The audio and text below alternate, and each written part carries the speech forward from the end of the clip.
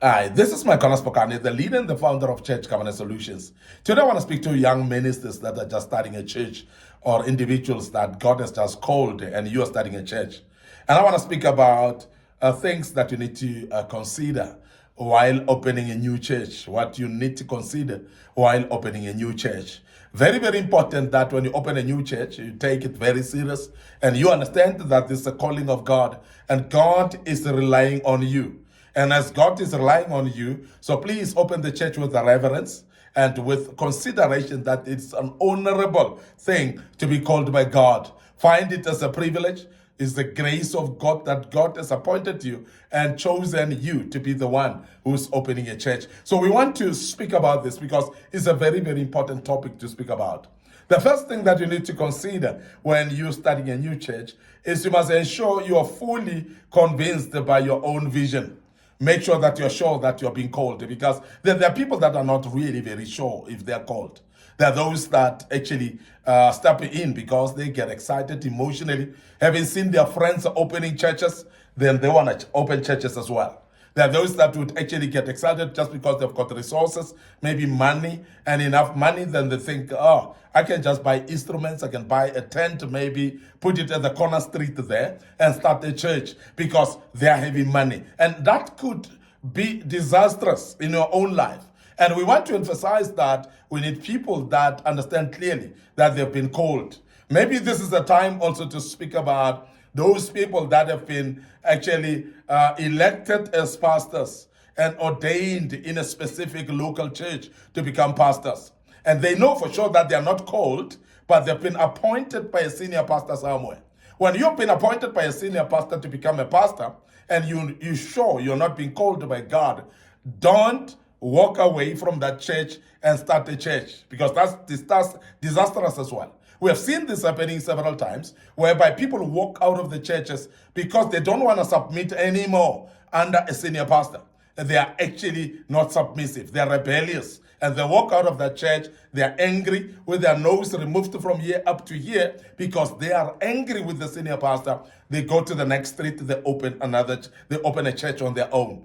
Remember that a church is belonging to God and it's not your own property.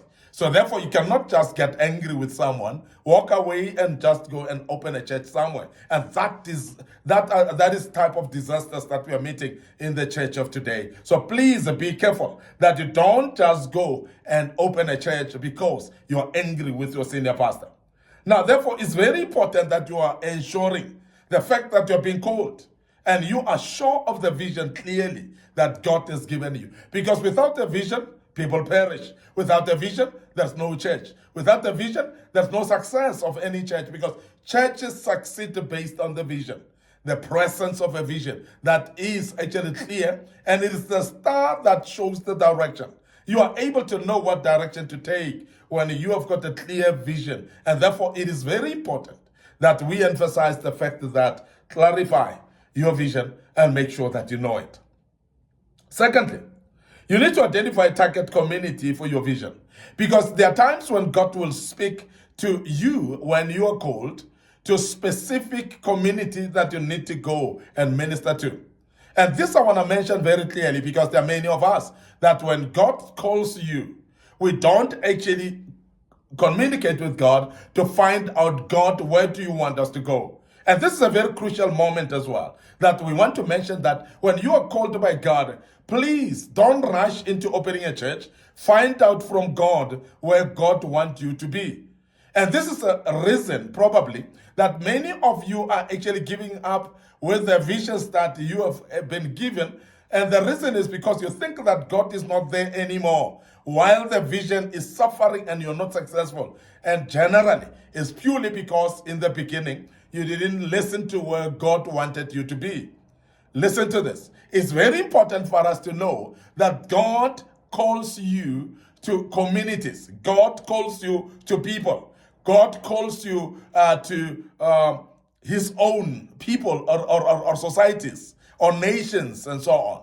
And when God calls you, it's because he feels that your ministry is actually appropriate and needed in that community.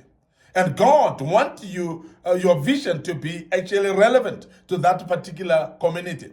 And we have seen many times that people just run with a vision because they've been called by God, and they land in wrong communities that God didn't call them for. And because of that, that ministry doesn't succeed, and you start blaming God, but you forgot that you didn't hear him from the beginning of where he's sending you. Remember that when God sends you, he sends you because he sees the need in that community. So you cannot just embrace the vision and then start running and go to a community that is not relevant to the calling, or a community that God didn't call you for. And that's very key, because many of us are in wrong communities. Hence, our visions are not successful at all. And hence, our ministries are striving and they are not succeeding at all. It's purely because we are planted in wrong communities. And this is very, very important that we mention as well. Target community and identify that community and be able that you are in the right community. Now, number 3, you need to profile your target community for appropriate positioning. I mean, this I cannot emphasize enough as well. That as much as this is the right community, or the appropriate and relevant community that God called you in, it is very important, and it's your work, it's not God's work, to profile that community, to understand what type of community are you dealing with. Are they community where alcohol has taken over? Is it a community whereby the spirit of sangomas and witchcraft is there? Is it a community that is more focused on certain type of spirits that are in that community? So you need to profile the community in the beginning, because you're not going to jump and throw yourself in a community that you don't know well. And because you're not going to be able to pray appropriately as well. You're not going to be able to deal with that community and understand what they're all about. Because if you understand the spirits that they're operating in, or the spirits that are operating in that community, then you are able to deal with any demons that are there. And you are able actually to manage that community well and be relevant as well in that community. I cannot emphasize this enough as well, because this is very important. Profiling of that community. So don't just think that every community is the same. So meaning that a church in a different location and a church where you are right now cannot operate the same, and they cannot be the same. You may be called by the same God, but remember that God called you differently because God needed you in a specific community. So therefore, profile that community yourself.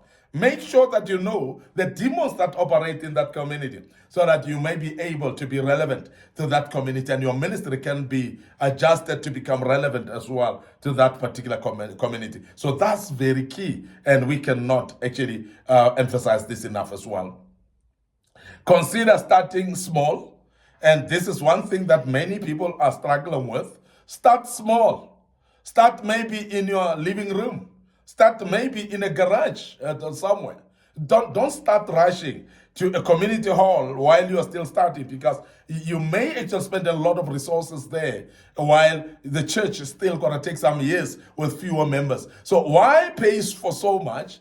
Why pay so much for a bigger hall while you still having 2 members? Why don't you just fellowship in your living room for a start?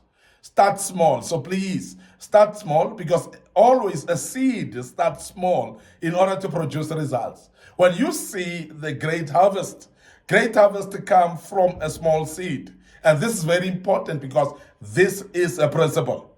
And I want to bring this principle also to your attention, that Jesus, when he was brought by God on earth to come and die for us, why he was born as a baby is because God want to show you that everything must start small in order to become bigger. That's the principle. So you cannot actually expect things to be bigger and then become smaller later. No.